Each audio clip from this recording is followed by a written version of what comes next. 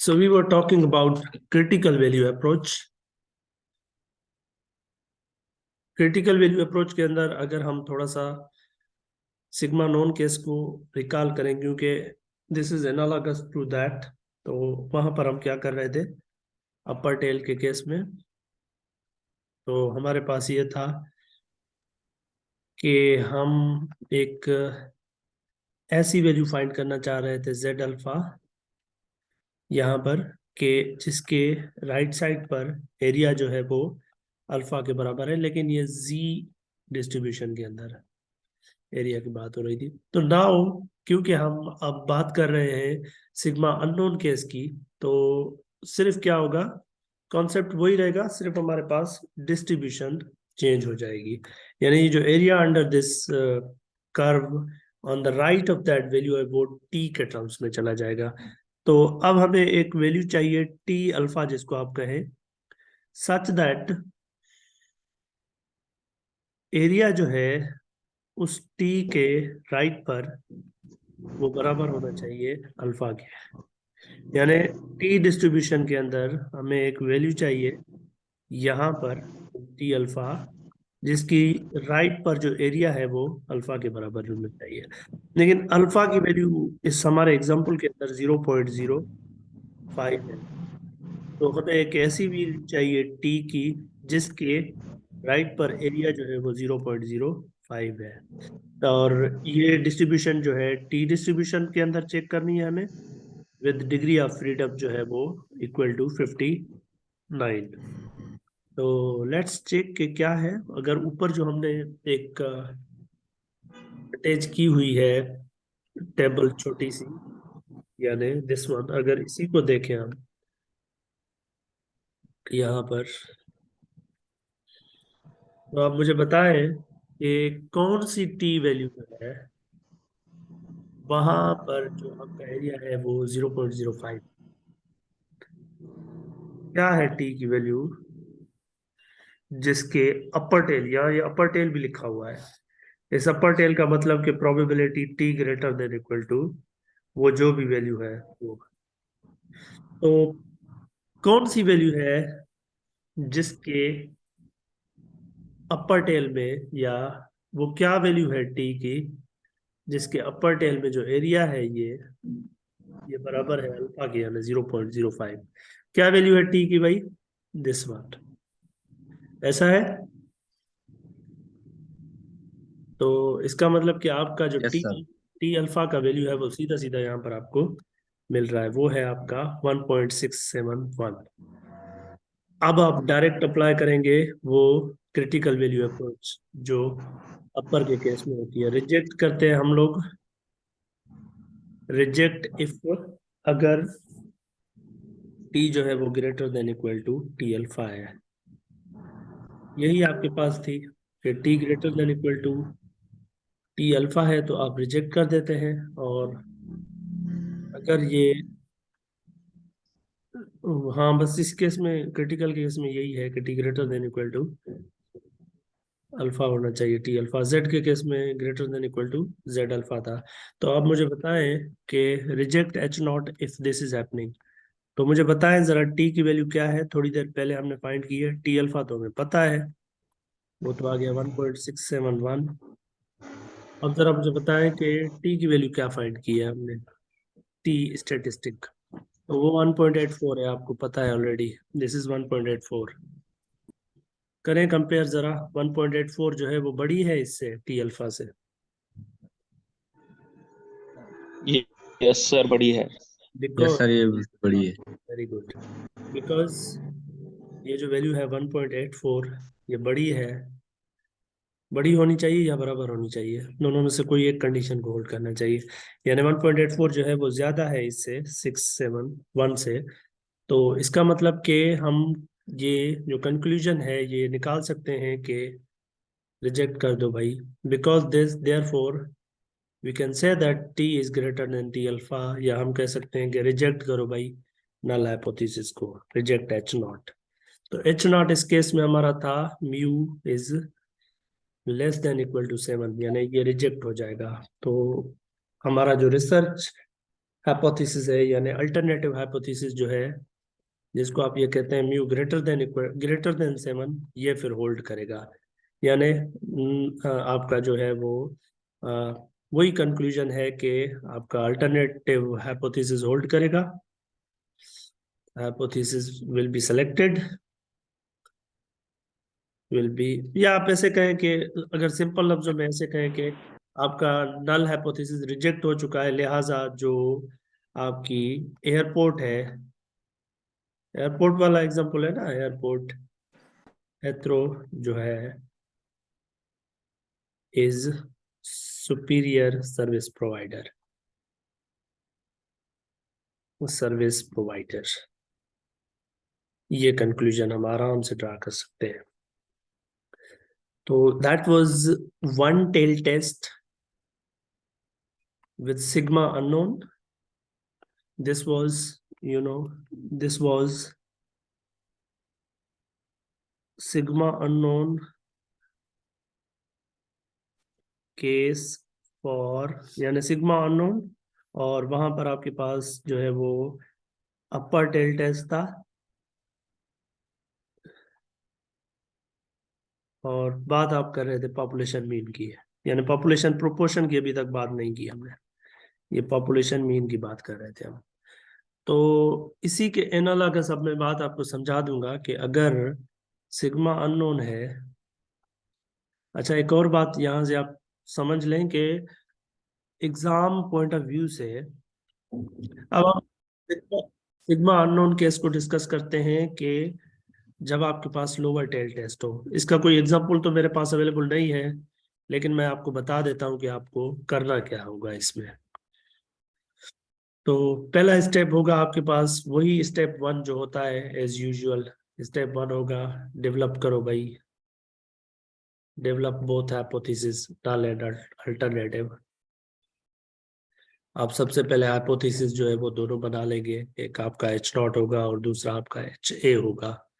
पर श्योर इसमें आपका जो है वो ये ग्रेटर देन इक्वल टू होगा म्यू नॉट, और इसमें लेस देन म्यू नॉट होगा।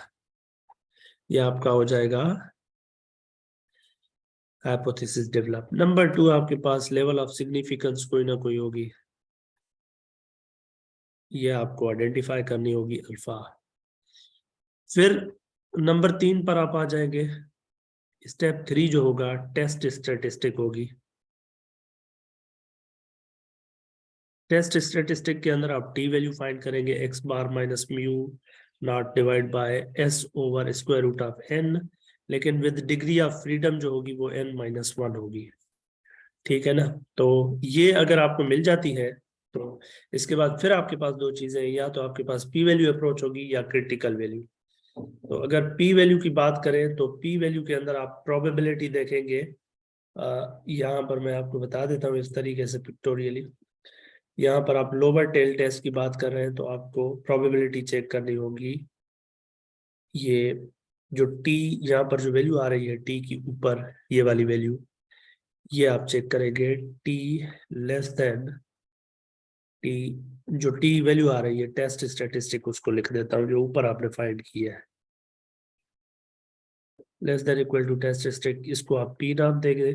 ये इस केस में आपको शायद ऑनलाइन की जरूरत पड़ेगी, क्योंकि ये आपको मिलेगी like n-1 degree of freedom आपको, जैसे हमने थोड़ी देर पहले किया कि ये जो पी वैल्यू है उसके लिए आपको ये जो एरिया मिलेगा, ये लोअर के केस वाला कंसीडर करना है। ऊपर का केस जो था ना उसमें ये अपर लिखा हुआ है यहाँ पर, ये ये area in the upper tail. अब जब आप लोअर की बात करें तो area in the lower tail होगा, वो आपको देखना होगा।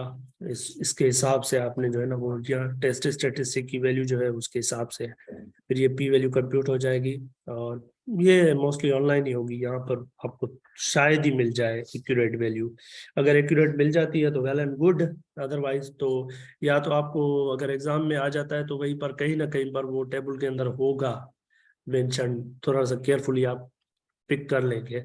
और अगर नहीं तो फिर आप लाइक डोंट एक्सपेक्ट देन। और पी वैल्यू जब आप आ जाए तो आप कहते हैं कि रिजेक्ट करते हैं हम लोग नल हाइपोथेसिस को, इफ अगर हमारी पी जो है वो less than equal to alpha है, यही होता है। जी सही हो गया। इसके बाद हमारे पास इसी के अंदर अगर क्रिटिकल वैल्यू अप्रोच देखें, critical value approach for the same,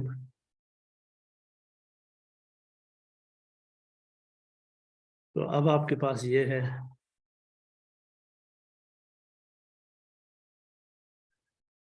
यानी you need some T alpha, आपको एक टी अल्फा चाहिए जिसके लेफ्ट पर जो एरिया है वो अल्फा के बराबर है। आपको एक ऐसा टी अल्फा फाइंड करना है जिसके लेफ्ट पर एरिया जो है वो अल्फा के बराबर है। यानी आपके पास लोअर वाली एक ग्राफ होगी जिसमें आप एरिया आपका ये है, मोस्टली ये 0.05 या कुछ भी होगा, ऊपर लिखा होगा, उसके सामने नीचे एक टी अल्फा होगी उसी के अंदर, यहाँ लोअर होगा, यहाँ वैल्यू जो भी होगी उसके नीचे, ये अल्फा वाली वैल्यू यहाँ आप चेक करेंगे ऊपर वाले में, एरिया वाले में, और इसके नीचे जो है टी की वैल्यू पड़ी होगी, वो टी वैल्यू आप पिक कर लेंगे। जब आप टी वैल्यू पिक कर देंगे तो फिर आप रिजेक्ट करेंगे, अगर रिजेक्ट इफ, अगर आपकी टी जो है वो greater less than equal to है T alpha, yes T less than equal to T alpha है। इस केस में you can expect T alpha to be minus, you expect, lower के केस में you expect T alpha to be negative, इसमें आपके पास negative आएगा mostly, क्योंकि ये जीरो के इस साइड पर ही आपके पास मोस्टली आएगा। तो that was all about you know sigma unknown case for one tail test. अब आप बात करेंगे हम लोग सिग्मा अननोन लेकिन टू टेल टेस्ट।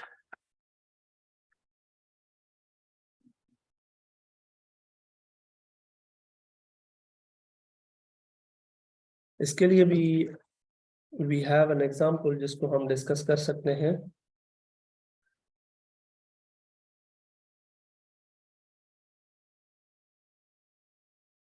अच्छा, इसमें भी वो अगर मैं स्टेप्स को लिख लूं यहाँ पर, स्टेप्स जो है वो स्टेप 1 तो आपके पास होगा डेवलप नल हाइपोथेसिस,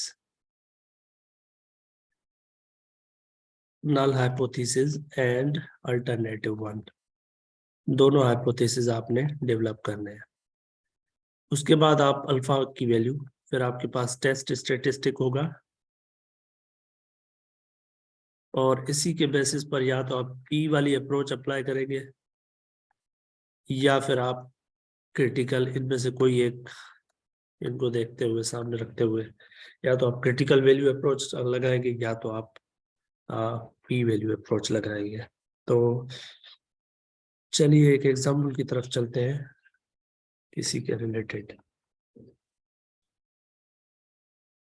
अच्छा, यहाँ पर हमारे पास एक कंपनी है जो कि प्रोडक्ट डिस्ट्रीब्यूट करती है मोर देन 1000 आउटलेट्स को, यानी आप कोई सीजन आने वाला है और एक कंपनी प्लानिंग कर रही है कि वो उनके पास कोई, मतलब वो आउटलेट्स को जो है वो प्रोवाइड करती है, अपने आउटलेट्स को प्रोडक्ट प्रोवाइड करती है 1000 आउटलेट्स को।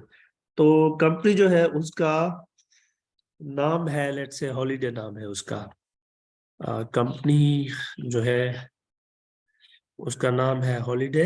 ये एक कंपनी है आपके पास, ये बुक में एग्जाम्पल दिया हुआ है, और उसका जो डायरेक्टर है वो एक्सपेक्ट कर रहा है, director is expecting, director of company is expecting the demand of average 40 units of product per outlet, यानी वो ये कह रहा है कि आप हमारी जो डिमांड होगी वो 40 यूनिट ऑफ प्रोडक्ट होंगे हर आउटलेट पर, ये उसकी एक्सपेक्टेशन है। तो इसके बेसिस पर हम जो है वो टू टेल्ड हाइपोथेसिस एक्सपेक्ट वो बनाएंगे, और उसमें आपके पास या तो ये होंगे, यानी आप सर्वे करेंगे, या तो ये आपके आउटलेट्स जो है वो, इनके ऊपर आपके पास जो है वो मीन जो है एवरेज यूनिट्स ऑफ प्रोडक्ट जो है वो या तो 40 होंगे या फिर नहीं होंगे, अल्टरनेटिव हाइपोथेसिस। ये इस तरह से आपके पास डेवलप हो जाएगा, डेवलप द हाइपोथेसिस। जब हाइपोथेसिस आपके पास आ जाएगा, यहां पर ये है, हम ये देखेंगे कि अगर एच नॉट रिजेक्ट हो जाता है तो इसका मतलब है कि 40 के बराबर नहीं है डिमांड, और अगर नहीं रिजेक्ट होगा तो इसका मतलब 40 के बराबर है।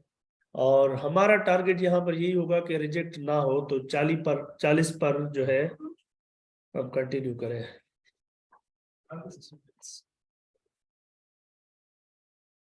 If we can't reject H naught यानी कि null hypothesis, we will continue with producing that product। हम उस प्रोडक्ट को प्रोड्यूस करेंगे क्योंकि हम एक्सपेक्ट कर रहे हैं कि 40 हो जाएंगे।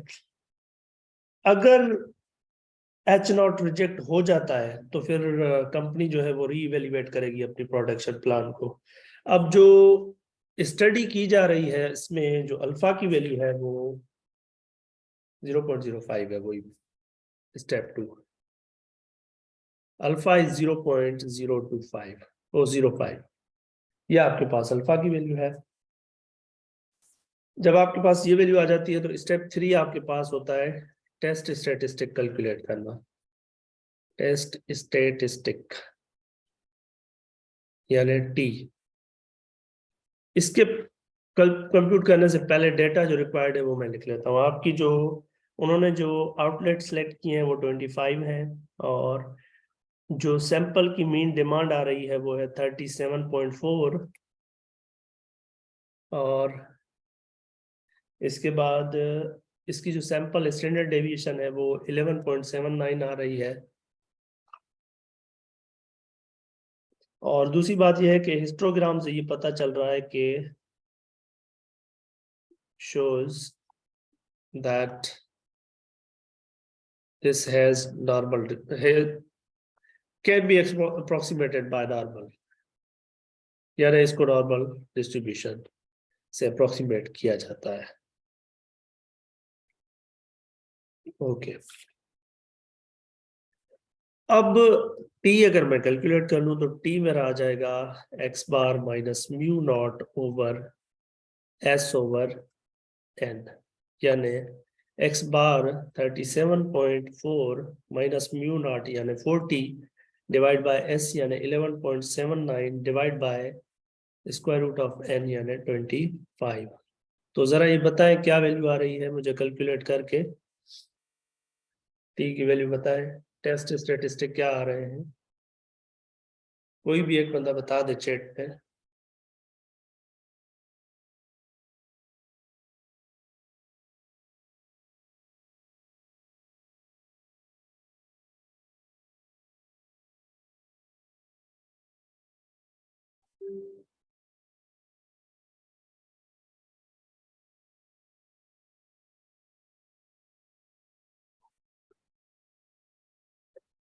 यस, तो टी की जो वैल्यू आ रही है वो -1.10 आ रही है। ये टेस्ट स्टैटिस्टिक की वैल्यू आ गई है। अब हम चले जाएंगे, हमारे पास दो रास्ते हैं। एक हमारे पास पी वैल्यू है अप्रोच, तो पी वैल्यू टू टेल्ट के लिए थोड़ा सा अगर नॉर्मल को देखें तो हमने ये कहा था कि अगर नेगेटिव आ जाता है तो पी जो है वो इक्वल हो जाएगा 2 टाइम्स पी ऑफ जो z है लेस देन इक्वल टू वो जो भी माइनस का z अल्फा वैल्यू आ रहा होता है, यानी जो माइनस का टेस्ट स्टैटिस्टिक आ रहा है। तो इस केस में जो हमारे पास p होगा वो 2 times of p t less than equal to -1.10।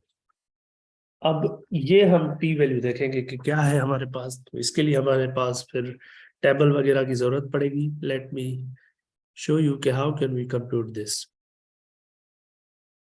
और डिग्री ऑफ फ्रीडम जो है वो आपके पास बराबर हो जाएंगे 25 माइनस 124, ये डिग्री ऑफ फ्रीडम है आपके पास। अच्छा, अब अगर मैं देखता हूँ इसको, अच्छा एक मैंने और बात कही थी कि अगर आप या तो आप ये कंप्यूट करें और इसको 2 से कर लें, या फिर आप इसको माइनस से मल्टीप्लाई करेंगे तो ये प्लस का हो जाएगा, या फिर इस साइड वाले को कंप्यूट करके उसको 2 से मल्टीप्लाई कर दें।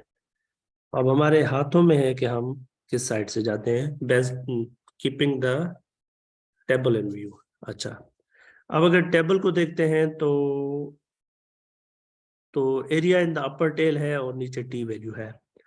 अब अगर टी वैल्यू जो है वो मैं देखूं 1.10, तो वो इन दोनों के दरमियान आ रही है, तो एरिया भी इनके दरमियान आएगा, यानी area will be between 0.10 to 0.20। हाँ, डेफिनेटली मैं या तो प्लस 1.10 करूं या माइनस 1.10, यानी लोअर में या तो देखूं -1.10 या तो अपर में 1.10 देखूं ना, तो एक ही बात है। तो मैं अपर में 1.10 को अगर देखता हूं तो एरिया में मेरा जो आ रहा है वो 0.10 से लेकर 0.20 तक आ रहा है। तो मेरी पी वैल्यू जो है, लेकिन इसको 2 से मल्टीप्लाई करूंगा, मल्टीप्लाई बाय 2,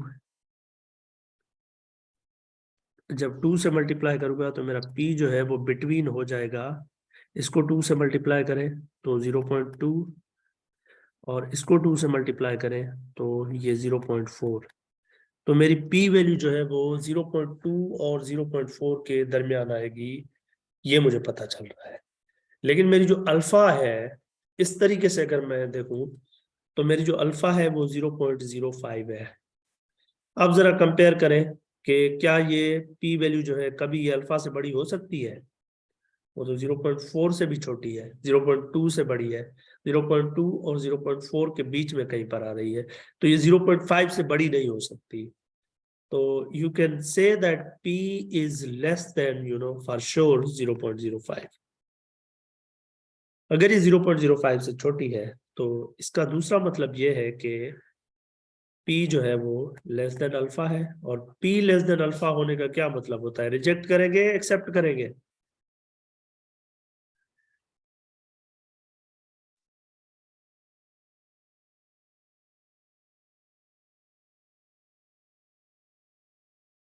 P वैल्यू अगर लेस देन अल्फा हो तो रिजेक्ट होगा, नल हाइपोथेसिस, या एक्सेप्ट होगा। Reject H naught. H not will be rejected, H not को आप रिजेक्ट कर देंगे, एंड दैट मीन्स इंटरप्रिटेशन क्या होगी, इसका मतलब है कि जो आपके पास कंपनी जो है उसके लिए ये नल हाइपोथेसिस जो है वो रिजेक्ट हो चुका है। तो इसकी इंटरप्रिटेशन क्या होगी इस कंपनी के सेंस में।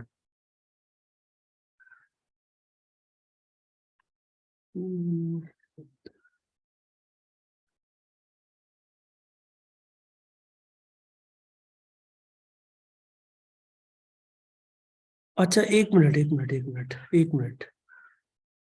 ये आप लोग भी मेरी तरह ही सोच रहे हैं क्या, ये 0.2 और 0.4 है, ये 0.05 है। आप में से कोई नहीं जाग रहा, इसका मतलब P की जो वैल्यू है वो 0.2 और 0.4 के दरमियान है। तो ये 0.2 और 0.4 ये अल्फा, क्या मतलब आप लोग भी मेरी तरह सो रहे हैं। यस, तो ये जो P वैल्यू है ना, ये P वैल्यू है आपकी 0.2 से बड़ी है। अल्फा आपका जो है वो 0.2 से भी छोटा है, ये 0.05 है, ये जीरो आ रहा है, लेकिन किसी जीरो के एकदम बाद कोई नंबर आ रहा है, देख रहे हैं ना।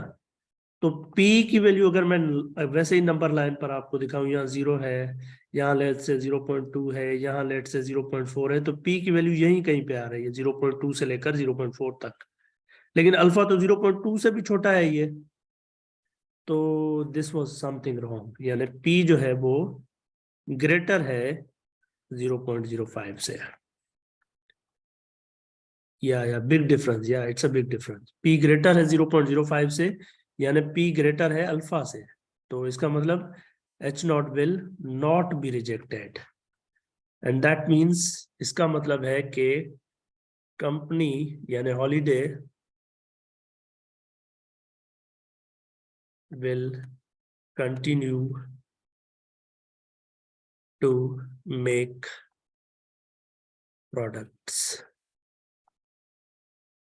अब उसी ऑनलाइन कैलकुलेटर की तरफ चलते हैं और इसको कैलकुलेट करते हैं कि ये पी वैल्यू एक्चुअल में क्या थी, ये वाली, ये पी वैल्यू एक्चुअल में क्या थी. Let's go to that particular online calculator and see that why what is the actual value of P.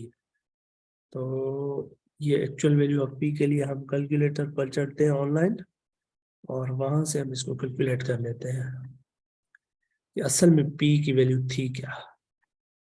Degree of freedom 24 था और ये आपका जो है वो पी वैल्यू 0.05 है और टी की जो वैल्यू है वो आपके पास है. टी की क्या वैल्यू है? -1.10. और आप लोअर टेल में देख रहे थे, हाँ, लेफ्ट यानी लोअर. फाइंड करो. तो ये वैल्यू आ रही है पी की 0.14111. ये क्या वैल्यू है? 0.1411. यानी ये वैल्यू जो है ना, ये 0.1411 है. 2 × 0.1411. अगर इसको 2 से मल्टीप्लाई कर दें तो ये हो जाएगी 0.2822. यानी ये जो पी की एक्चुअल वैल्यू है वो ये वाली है आपके पास. जब पी की एक्चुअल वैल्यू ये वाली है तो दैट मीन्स ये अल्फा से कहीं ज्यादा बड़ी है, यानी दैट्स ग्रेटर देन अल्फा. तो आप इसको रिजेक्ट नहीं कर सकते नल हाइपोथेसिस को इस केस में. So then we have finally last thing, that critical value approach for the same problem. Critical value approach for two-tailed when sigma unknown. तो अगर हम प्रीवियसली बात करें कि हम किस तरह से क्रिटिकल वैल्यू के लिए कर रहे थे, तो हमें ये पता है कि हमें दो वैल्यू आएंगी अब टी अल्फा की, एक माइनस की एक प्लस की. तो हम ये चेक करेंगे कि हमारा टी एल यहाँ इस तरह से, लेट मी शो, जो आपके पास अल्फा की वैल्यू है उसका 50% यहाँ होना चाहिए, इसका 50% यहाँ होना चाहिए. यानी we need some value of T alpha by 2, let say minus का और प्लस का टी अल्फा बाय 2, ये दो वैल्यूज चाहिए हमें. और फिर हम ये देखेंगे कि हमारा जो टेस्ट स्टेटिस्टिक है या तो वो इससे छोटा होना चाहिए या इससे बड़ा होना चाहिए, इनमें से किसी एक को सेटिस्फाई करे. तो पहले तो हमें टी अल्फा बाय 2 फाइंड करने हैं. उसके लिए हमें पहले अल्फा बाय 2 फाइंड करना होगा. अल्फा हमारा 0.5 है, 0, तो अल्फा बाय 2 हमारा हो जाएगा 0.025. तो इसका मतलब हमें वो वैल्यू चाहिए यहाँ पर. अगर लोअर टेल में भी देख सकते हैं, अपर टेल हमारे पास क्योंकि वो अवेलेबल है ऊपर, तो अपर टेल से जो है ना ये इजी रहेगा इसको कैलकुलेट करना. ओके, यहाँ पर, अच्छा, ये अपर टेल में आ जाए. अब अगर आप चेक करें तो ये जो एरिया है ना, ये अपर टेल में ये वाला, ये एरिया है ये वाला. यानी ये जब टी की वैल्यू ये है आपके पास टी अल्फा बाय 2, जिसको मैं नाम दे दूंगा, ये वाली वैल्यू है 2.064. तो ये अपर, ये एरिया उस वक्त आपका वो एरिया आ रहा है अल्फा बाय 2 0.025. यानी जब आपका एरिया 0.025 है तो उस वक्त यहाँ अपर टेल में ये जो टी की वैल्यू आ रही है वो 2.046 आ रही है, ये वाली. लेकिन फिर अगर ये प्लस वाली आ गई है तो इसी के करस्पॉन्डिंग या ये माइनस की भी आ जाएगी 2.064. यहाँ पर एक और वैल्यू आ जाएगी टी माइनस के साथ, ये माइनस वाली. अब आप टी जो आपकी वैल्यू है, ओरिजिनल जो टेस्ट स्टेटिस्टिक है, टेस्ट स्टेटिस्टिक वो आपके पास थी. What was the test statistic value? यानी कि टी की वैल्यू क्या थी ओरिजिनली जो हमने निकाली थी? यस, तो we had the value of T हमारे पास थी -1.10. हाँ, अब चेक करें कि ये -1.10 या तो माइनस वाले टी अल्फा बाय 2 से, यानी -2.064 से छोटी होनी चाहिए, या फिर आपके 2.064 से बड़ी होनी चाहिए. यानी you need to check, is this -1.10 less than this value? या फिर ये, is this minus 2.064 greater than this 2.064? Is any of these holding? यानी इनमें से कोई एक होल्ड कर रहा है?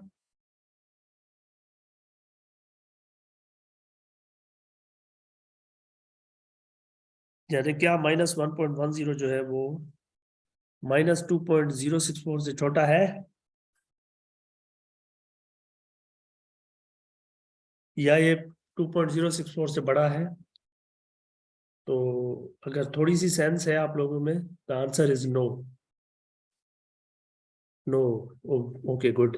तो इसका मतलब कि ना तो नीदर ये जो टी है टेस्ट स्टैटिस्टिक्स, ना तो ये माइनस वाले से छोटी है और ना तो वो जो है वो ग्रेटर है टी अल्फा बाय 2 से, यानी दोनों कंडीशन सेटिस्फाई नहीं हो रही। तो इसका मतलब है कि we can not reject, we can't reject H naught, same as above. So similarly, you can say that company and a holiday will continue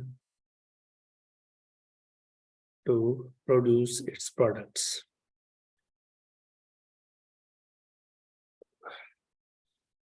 That was it from my side for today. इंशाल्लाह कल की class में थोड़ा सा हम population proportion वाला करेंगे, या एक minute, let me stop the recording because it's of no use now.